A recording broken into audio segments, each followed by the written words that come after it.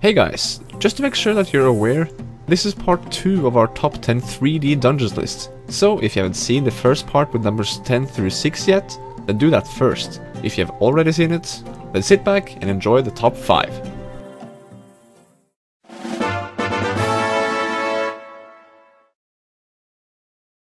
One dungeon that sort of did go in the same direction as the Shadow Temple when it comes to horror, at least with one half of it, is our 5th dungeon, the Ancient Cistern from Skyward Sword. The Ancient Cistern is a dungeon that gives off a beautiful first impression. You enter it and you see a gigantic statue in the middle. There's clear water flowing around, there are petals floating on the water, the colors and lighting is bright and beautiful, and there's pleasant music playing. What a nice place, huh? Well, that is until you see what's down in the basement.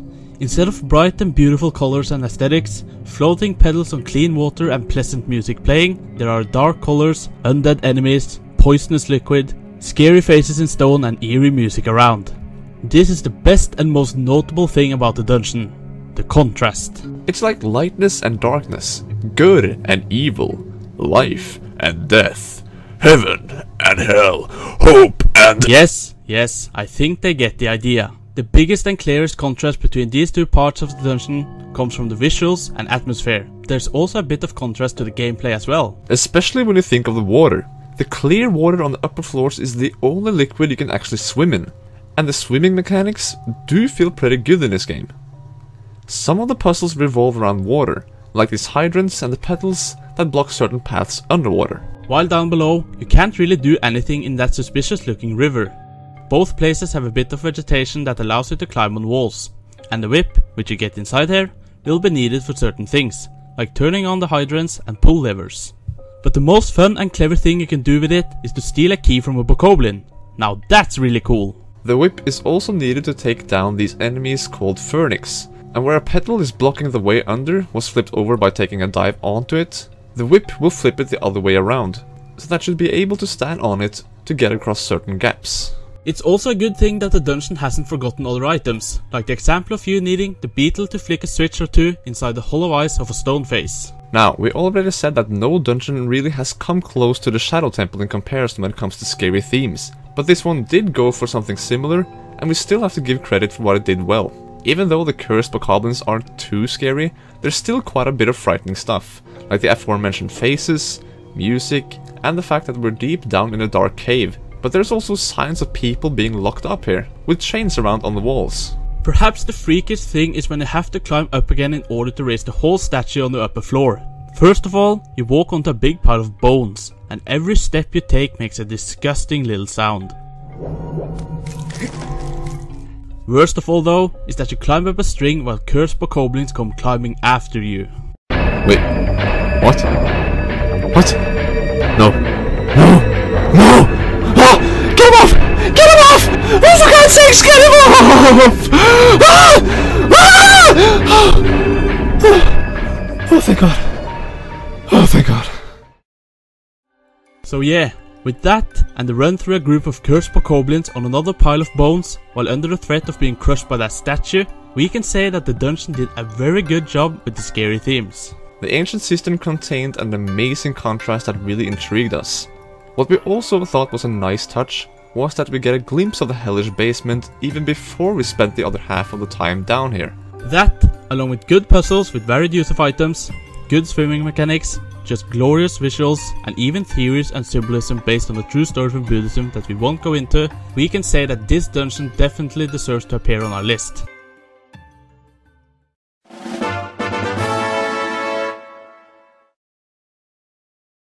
Snow and ice dungeons. Not usually our favorite dungeons, or what, Owner2? Can't really say that, no. Then what about Snowpeak Ruins? Why do both of us love that dungeon so much? Well, let's take a look at it and see.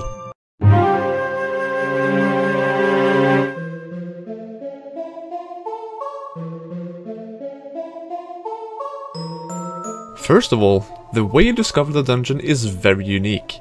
You're given a direction, but who would have ever thought that you'd stumble upon a giant and nice yeti that shows you the way down by snow-leafing? That's actually a very funny and quirky way to get there.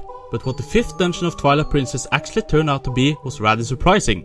all the way down here, far away from any civilization, is a big and grand looking mansion. At least it looked grand and well from the outside. The inside, however, gives a rather different look at it.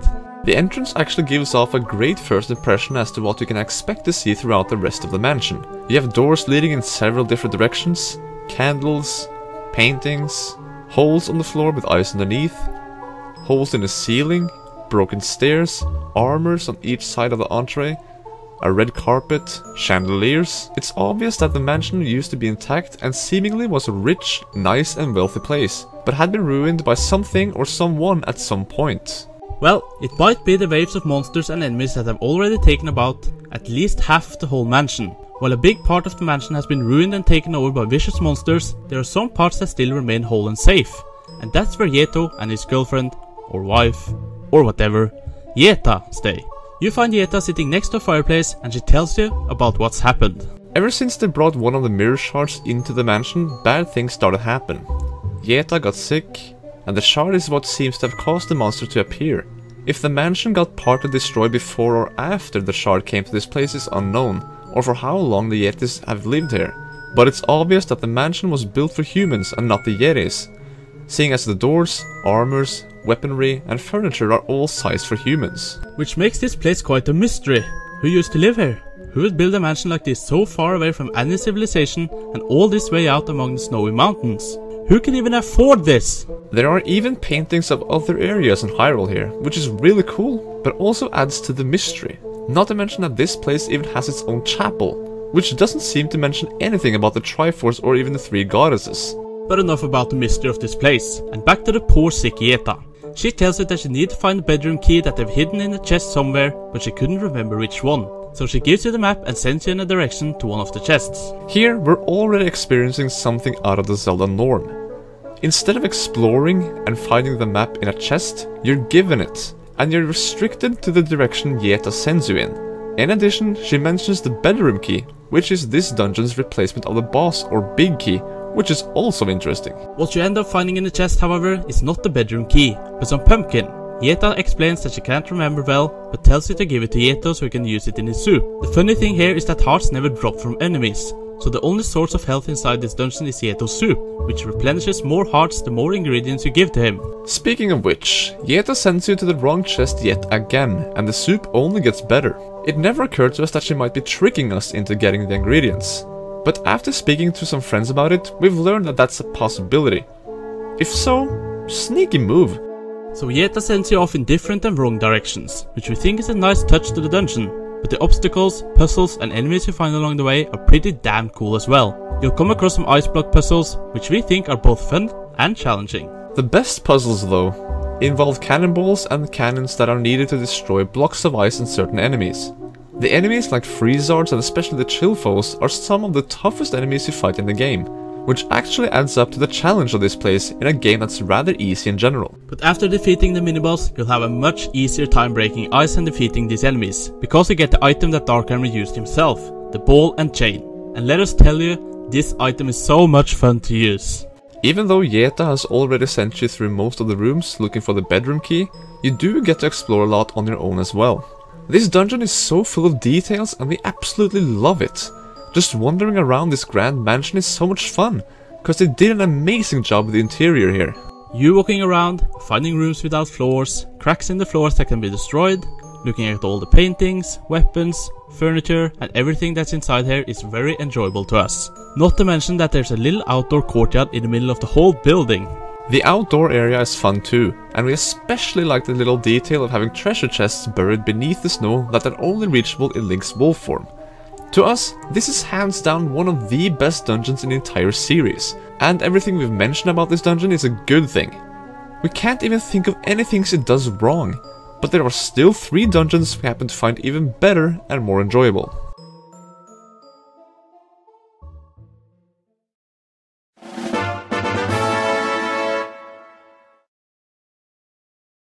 Many dungeons have been called temples in the Legend of Zelda games, and that has never been more apparent than in the N64 games. On number 3, we have the dungeon we find the most fitting to be called a temple.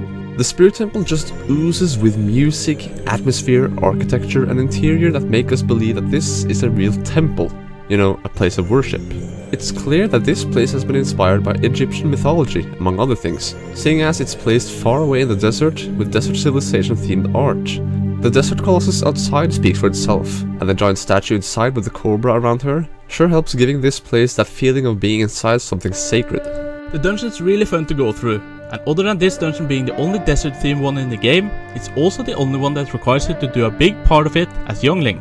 The first time you enter this place, you realize that there's no place to go. An immovable block is in your way to the right, and to the left is a little hole that's too small for you to crouch through. There are 2 cobra statues with tablets containing cryptic messages, mentioning that you should return with a pure heart of a child, and with the power of silver from the past. Which basically means return as young Link, as Sheik also implies while teaching you the Requiem of Spirit, which is important because going through a dangerous place like the Haunted Wasteland every time to enter the temple would be a pain. When you return to the temple as young Link, you find Nabaru, the woman who turns out to be the Sage of Spirit, standing in front of the little hole. She plans on getting the silver gauntlets so that she can stop Ganondorf's plans on her own. She can't get through though, so she sends you instead to retrieve the silver gauntlets for her. What makes the young Link portion of the dungeon fun is that you rarely ever had to play as him after you got the Master Sword. This means you'll have to solve puzzles in a rather similar way you had to before you became adult Link. Items like the fire arrows and longshot are not available, so you'll have to use the old stuff like the boomerang, slingshot and decker sticks, which might need you to think very differently about the puzzles. Some of the parts here are only available for young Link to access, but young Link can also access other parts that sort of belongs to adult Link. You get to see the giant statue inside for the first time by being 7 years younger, and you can enter almost any place after completing the dungeon, not that it would do much. The most tense moment playing as young Link in the Spirit Temple is definitely when you have to fight the Iron Knuckle. No kidding! I remember the first time playing through this game as a kid below the age of 10, and I was legitimately scared of starting this battle. He was so tough, and he had so many grunty noises that made me scared to fight him. After defeating him, you get the silver gauntlets. But wait, Nabaru is getting kidnapped by Kuma and Kotake, the dungeon's boss. That means we get to keep the silver gauntlets. Sweet! Now that you have the silver gauntlets, you can return as adult Link and push the giant block. What's frightening is that it may have only taken you a minute to grow up to adult Link and take care of the rest of the dungeon, but Nabaru have been held captive for 7 whole years. As adult Link, your arsenal is back to normal, and you will need some of these items in order to proceed, both before and after fighting another Iron Knuckle. You see, you actually get 2 items inside this dungeon. In addition to the silver gauntlets, you also get the mirror shield, which is used for puzzles involving light reflection. They are clever, fun, and end up with you melting off the statue's face. For some reason, we find that awesome. The puzzles in general for both adult and young Link are about defeating enemies, collecting silver rupees, lighting torches, and have light shine upon these creepy faces. They're all really fun, but the dungeon really shines when it comes to the unique idea of having some puzzles restricted only to young Link and others to adult Link. Even the little story with the sage Nabaru is pretty cool. We just met her, but after she got kidnapped, we discover 7 years later that the last Iron Knuckle we fought turned out to be her. Not to mention how surprising it must be for Nabaru to see the little kid she sent in to retrieve the silver gauntlets return as a grown-up to save her. Having 2 items was also a really nice idea, and the whole theming inspired by ancient Egypt is something we really love about this place. We can't say enough how much we love the architecture, music, and the general feeling we get when we enter this place. Again, the Spirit Temple is exactly how a dungeon with the word temple in its name should be.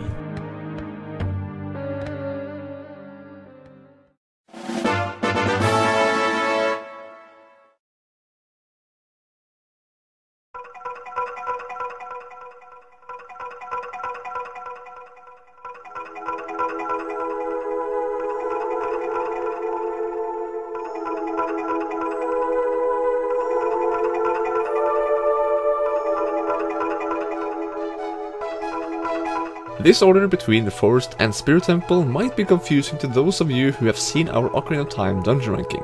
But if you saw that video, you also heard us saying that these 2 were really close together, and we're still unsure if we actually made the right choice back then to have the Spirit Temple above Forest. That is why we ended up with the Forest Temple above this time. They're both amazing dungeons, and when you consider the fact that the Forest Temple was the first dungeon you visit as adult Link, meaning that you had fewer items than you did when you first entered the Spirit Temple, they did a really freaking great job on this dungeon's difficulty and variations of puzzles. The Forest Temple is actually a pretty challenging dungeon, with tough puzzles and a complex and confusing structure. There are certain rooms by themselves that'll confuse you, and it's got a very symmetric structure that can make you mix up the rooms in your head. The courtyards on each side always confused me when I was younger, because they looked so similar to each other. I never knew which area was the right place to go to. As usual, the outdoor areas are appreciated, and what adds to the confusion and complexity of this dungeon is definitely the twisted hallways. There are 2 corridors that twist 90 degrees, but Link can still just walk straight ahead, as if the world turns along with him. Basically, this allows him to defy gravity. This all begs the question, what is this place? Sort of like the mysteries around Snowpeak Ruins, but even more mysterious, the Force Temple is a very eerie place to be in. The whole building looks very old and forgotten, and it has a lot of vines and moss growing all over the walls. No living thing seems to have been here at all in recent times. We've already mentioned how the Spirit Temple feels like a real temple, but the other 3 dungeons also seem to have some sort of things that make all of them places of worship. But the Force Temple doesn't seem to have anything like a deity inside. If the old and forgotten description of this place isn't enough to make it seem mysterious, then the Pose Sisters is another thing. As soon as you enter the main room, 4 different colored fires and torches disappear, as 4 posts take them away and seal the elevator leading to the boss. The objective of this dungeon is to defeat these posts and make the elevator work again. We love this mini-boss, as you have to hunt down all 4 of them with 2 hiding paintings, another requires you to solve a block puzzle, and the last one waits for you above the elevator, where you have to fight it while it creates 3 mirror images of itself. This is also where you first get to see the Stalfos and Wallmasters appear for the first time in the 3rd dimension, and they are awesome. The Wallmasters have never been scarier, and the Stalfos, well, we do love Stalfos.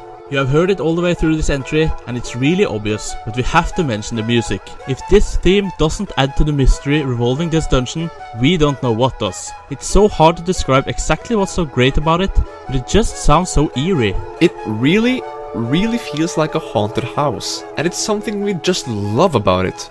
But again, other than having this strong and amazing atmosphere, the dungeon is really challenging and complex. The puzzles are great, and the bow and hookshot are used in very cool ways. The bow is of course used to shoot targets, but you also have to shoot through fire at the paintings of the Pose Sisters, and it's useful against enemies like the bubbles. We like the castle-like structure we can see outside as well, and that the courtyards actually have a connection between the 2 because of a passageway through the well. There are so many ways to get around this dungeon, and not just one direction from or to each room. In addition to all this, the dungeon also has a huge room with a ceiling that drops, and it ends with a room with a circled wall that has to be spun around in order to get a treasure chest, a golden sculpture, and find the switch to open the hallway leading to the boss. Not to mention that the key is hidden in the very first room of the dungeon.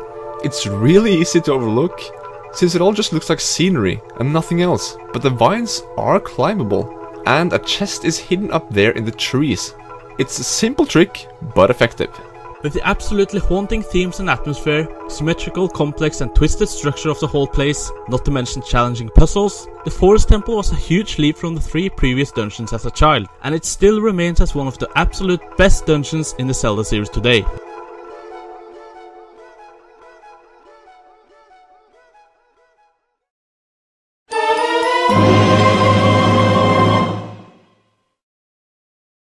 The term dungeon has been used for all of these places we travel to in order to collect something like a Triforce piece, a spiritual stone, a medallion, a mask, a pearl, and so on and so on. And it's been used a lot in other games than Zelda as well.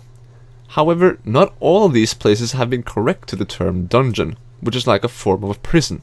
A Zelda dungeon that fits perfectly with this though is Twilight Princess's Arbiters grounds.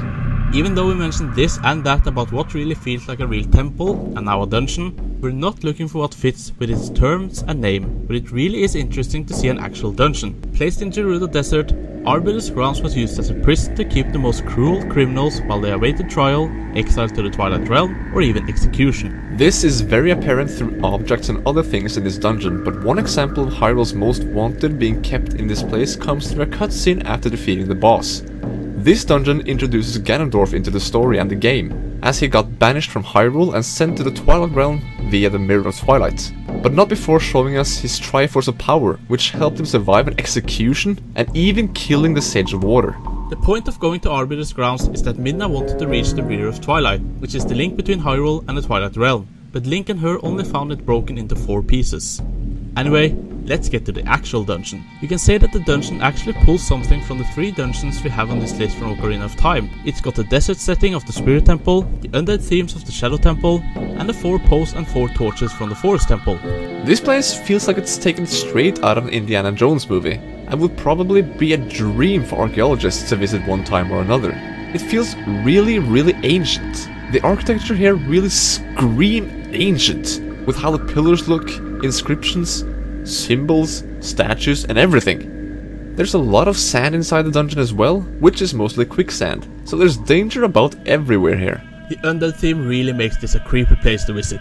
The music that plays here isn't always melodies of a certain kind, but often just eerie sounds that'll make you think twice about every move we make. There's no secret that we love undead enemies, so seeing Stalfos, Redeads, Stalkins, Bubbles, Poes and Ghoul Rats here just adds to the unsettling feeling of being here, especially the Ghoul Rats, which grab onto you and slow you down, and can only be seen with the Wolf's senses. Speaking of, this is the first dungeon you visit when you're able to switch between Link's human and wolf form, which is required to collect the fires from the Poes. Man, they've stepped up when it comes to creepiness of these ghosts. We also really love the darkness inside this place. Not only is the lighting pretty dark in general, but some rooms are barely even lit up, which makes the lantern very useful again. The lantern is one of the first items you get, so it's nice to get to use some of the older items again.